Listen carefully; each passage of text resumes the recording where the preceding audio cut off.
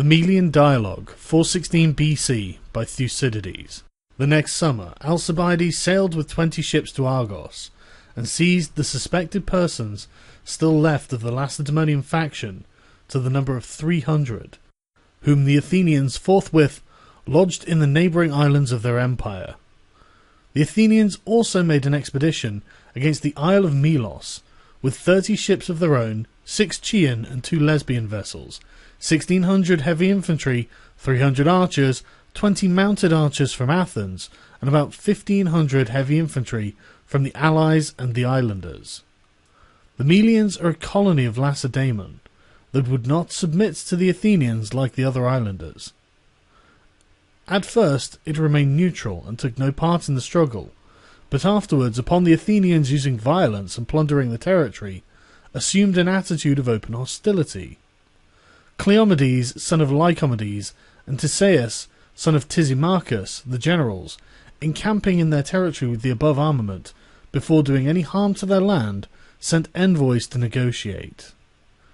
These the Melians did not bring before the people, but bade them state the object of their mission to the magistrates and the few, upon which the Athenian envoys spoke as follows. Athenians, since the negotiations are not to go on before the people, in order that we may not be able to speak straight on without interruption, and deceive the ears of the multitude by seductive arguments which would pass without refutation, for we know that this is the meaning of our being brought before the few. What if you who sit there were to pursue a method more cautious still? Make no set speech for yourselves, but take us up at whatever you do not like, and settle that before going any farther. And first tell us if this proposition of ours suits you. The Melian commissioners answered, to the fairness of quietly instructing each other as you propose, there is nothing to object, but your military preparations are far too advanced to agree with what you say, as we see you are come to be judges in your own cause, if we prove to have right on our side, and refuse to submit, and in which contrary case, slavery. Athenians, if you have met to reason about presentiments of the future, or anything else than to consult for the safety of your state upon the facts that you see before you, we will give over, otherwise we will go on. Melians, it is natural and excusable for men in our position to turn more ways than one, both in thought and utterance. However, the question in this conference is, as you say, the safety of our country, and the discussion, if you please, can proceed in the way which you propose. Athenians, for ourselves, we shall not trouble you with specious pretences, either of how we have a right to our empire because we overthrew the Mede, or are now attacking you because of a wrong you have done to us, and make a long speech which would not be believed. In return, we hope that you, instead of thinking to influence us by saying that you did not join the Lacedaemonians, although their colonists, or that you have done us no wrong, will aim at what is feasible, holding in view the real sentiments of us both, since you know as well as we do that right, as the world goes, is only in question between equals in power, while the strong do what they can, and the weak suffer what they must. Melians, as we think, at any rate it is expedient.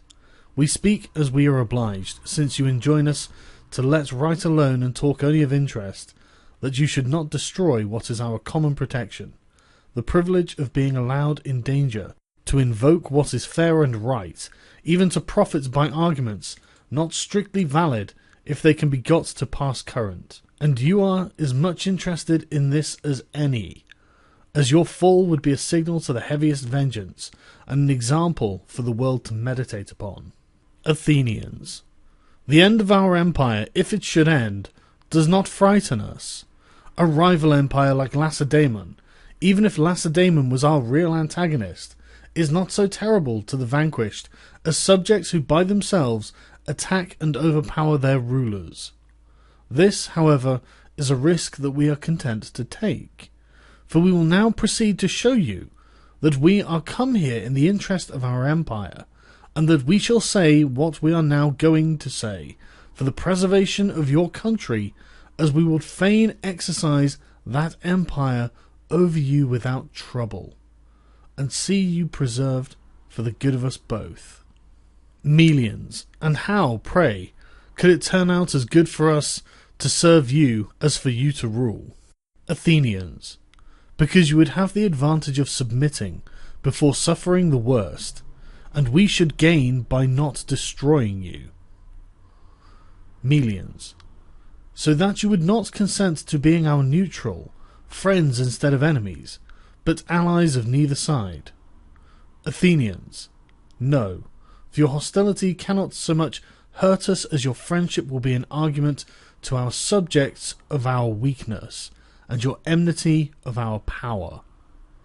Melians, is that your subjects' idea of equity, to put those who have nothing to do with you in the same category with peoples that are most of them your own colonists, and some conquered rebels? Athenians, as far as right goes, they think that one has as much of it as the other, and that if any maintain their independence, it is because they are strong, and if we do not molest them, it is because we are afraid, so that besides extending our empire, we should gain security by your subjection. The fact that you are islanders and weaker than others, rendering it all the more important that you should not succeed in baffling the masters of the sea. Melians, but do you consider that there is no security in the policy which we indicate? For here again, if you debar us from talking about justice and invite us to obey your interest, then we must also explain ours, and try to persuade you if the two happen to coincide. How can you avoid making enemies of all existing neutrals who shall look at the case from that it one day or another you will attack them? And what is this but to make greater the enemies you have already, and to force others to become so who would otherwise have never have thought of it? Athenians, why, the fact is that continentals generally give us but little alarm. The liberty which they enjoy will long prevent their taking precautions against us. It is rather islanders like yourselves, outside our empire, and subjects smarting under the yoke, who would be the most likely to take a rash step, and lead themselves and us into obvious danger. Melians, well then, if you risk so much to retain your empire, and your subjects to get rid of it, it was surely great baseness and cowardice in us, who are still free, not to try everything that can be tried, before submitting to your yoke. Athenians, not if you are well advised, the contest not being an equal one, with honour as the prize and shame as the penalty, but a question of self-preservation, and of not resisting those who are far stronger than you are. Melians, but we know that the fortune of war is sometimes more impartial than the disproportionate numbers might lead one to suppose. To submit is to give ourselves over to despair, while action still preserves for us a hope that we may stand erect. Athenians, hope, the dangerous comforter, may be indulged in by those who have abundant resources, if not without loss, at all events without ruin. But its nature is to be extravagant, and those who go so far as to put their all upon the venture see it in its true colours only when they are ruined. But for so long as the discovery would enable them to guard against it, it is never found wanting. Let this not be the case with you, who are weak and hang on the single turn of the scale, nor be like the vulgar, who, abandoning such security as human means may still afford, when visible hopes fail them in extremity, turn to invisible, to prophecies, to oracles, and to other such inventions that delude men with hopes to their destruction. Melians, you may be sure that we are as well aware as you of the difficulty of contending against your power and fortune, unless the terms be equal. But we trust that the gods may grant us fortune as good as yours, since we are just men fighting against unjust, and that what we want in power will be made up for by the alliance of the Lacedaemonians, who are bound, if only for very shame, to come to the aid of their kindred. Our confidence, therefore, after all, is not so utterly irrational. Athenians, when you speak of the favour of the gods, we may as fairly hope for that as yourselves, neither our pretensions nor our conduct being in any way contrary to what men believe of the gods, or practice amongst themselves. Of the gods we believe, and of men we know, that by a necessary law of their nature they rule wherever they can. And it is not as if we were the first to make this law, or to act upon it when made. We found it existing before us, and shall leave it to exist ever after us. All we do is to make use of it, knowing that you and everyone else, having the same power as we have, would do the same as we do. Thus, as far as the gods are concerned, we have no fear, and no reason to fear, that we shall be at a disadvantage. But when we come to your notion about the Lacedaemonians, which leads you to believe that shame will make them help you, here we bless your simplicity but do not envy your folly. The Lacedaemonians, when their own interests or their country's laws are in question, are the worthiest men alive. Of their conduct towards others much might be said, but no clearer idea of it could be given than by shortly saying that all of the men we know, they are the most conspicuous in considering what agreement is honourable, and what expedient is just. Such a way of thinking does not promise much for the safety that you now unreasonably count upon. Melians.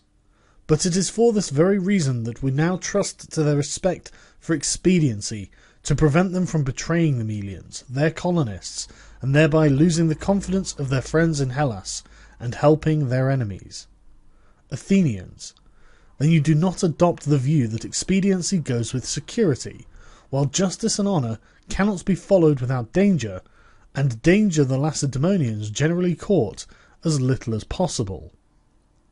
Melians. But we believe they would be more likely to face even danger for our sake, and with more confidence than for others, as our nearness to the Peloponnese makes it easier for them to act, and our common blood ensures our fidelity. Athenians. Yes, but what an intending ally trusts to is not the goodwill of those who ask his aid, but a decided superiority of power for action, and the Lacedaemonians look to this even more than others. At least such is their distrust of their home resources, that it is only with numerous allies that they attack a neighbour. Now it is likely that while we are the masters of the sea, will they ever cross over to an island? Melians. But they would have others to send. The Cretan sea is a wide one. It is more difficult for those who command it to intercept others than for those who wish to elude them to do so safely. And should the Lacedaemonians miscarry in this, they would fall upon your land and upon those left of your allies whom Brasidas did not reach. And instead of places which are not yours, you will have to fight for your own country and your own confederacy. Athenians. Some diversion of the kind you speak of you may one day experience, only to learn, as others have done, that the Athenians never once yet withdrew from a siege for fear of any. But we are struck by the fact, after saying you would consult for the safety of your country, in all this discussion you have mentioned nothing which men might trust in and think to be saved by. Your strongest arguments depend upon hope and the future, and your actual resources are too scanty as compared with those arrayed against you, for you to come out victorious.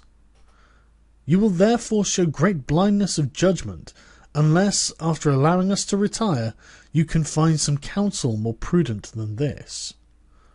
You will surely not be caught by the idea of disgrace, which in dangers that are disgraceful, and at the same time too plain to be mistaken, proves so fatal to mankind, since in too many cases the very men that have had their eyes perfectly open to what they are rushing into let the thing called disgrace, by the mere influence of a seductive name, lead them on to a point at which they have become so enslaved by the phrase as to in fact fall wilfully into hopeless disaster, and incur disgrace more disgraceful as the companion of error than when it comes as the result of misfortune.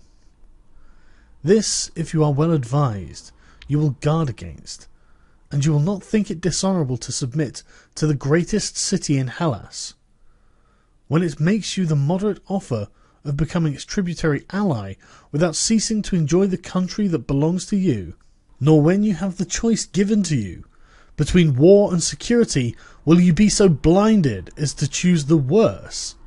And it is certain that those who do not yield to their equals, who keep terms with their superiors, and are moderate towards their inferiors, on the whole succeed best.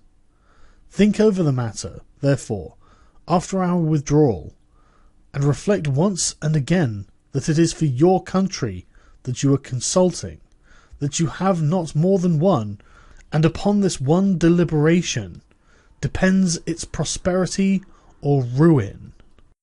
The Athenians now withdrew from the conference, and the Melians, left to themselves, came to a decision corresponding with what they had maintained in the discussion, and answered, "Our resolution, Athenians, is the same as it was at first. We will not in a moment deprive of freedom a city that has been inhabited these 700 years, but we put our trust in the fortune by which the gods have preserved it until now, and in the help of men, that is, of the Lacedaemonians, and so we will try and save ourselves. Meanwhile we invite you to allow us to be friends to you, and foes to neither party, and to retire from our country after making such a treaty as shall seem fit to us both." Such was the answer of the Melians. The Athenians, now departing from the conference, said, "Well, you alone, it seems to us, judging from these resolutions, regard what is future as more certain than what is before your eyes, and what is out of sight in your eagerness as already coming to pass, as you have staked most on and trusted most in the Lacedaemonians, your fortune and your hopes, so will you be most completely deceived." The Athenian envoys now returned to the army, and the Melians showing no signs of yielding, the generals at once betook themselves to hostilities, and drew a line of circumvallation around the Melians, dividing the work among many of the different states. Subsequently, the Athenians returned with most of their army, leaving behind a certain number of their own citizens and of the allies to keep guard by land and sea. The force thus left stayed on, and besieged the place. About the same time, the Argives invaded the territory of Philus, and lost 80 men cut off in an ambush by the Philasians and the Argive exiles. Meanwhile the Athenians at Melos took so much plunder from the Lacedaemonians that the latter, although they still refrained from breaking off the treaty and going to war with Athens, yet proclaimed that any of their people that choose might plunder the Athenians. The Corinthians also commenced hostilities with the Athenians for private quarrels of their own, but the rest of the Peloponnesians stayed quiet.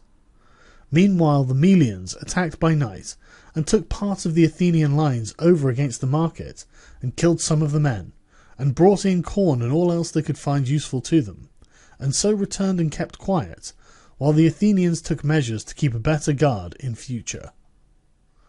Summer was over now. The next winter, the Lacedaemonians intended to invade the Argive territory, but arriving at the frontier found sacrifices for crossing unfavourable, and went back again. This intention of theirs gave the Argives suspicions of certain of their fellow citizens, some of whom they arrested, others, however, escaped. About the same time, the Melians again took another part of the Athenian lines, which were but feebly garrisoned. Reinforcements afterwards arriving from Athens, in consequence, under the command of Philocrates, son of Demeus, the siege was now pressed vigorously, and some treachery taking place inside, the Melians surrendered at discretion to the Athenians, who put to death all the grown men whom they took, and sold the women and children for slaves, and subsequently sent out 500 colonists and inhabited the place themselves.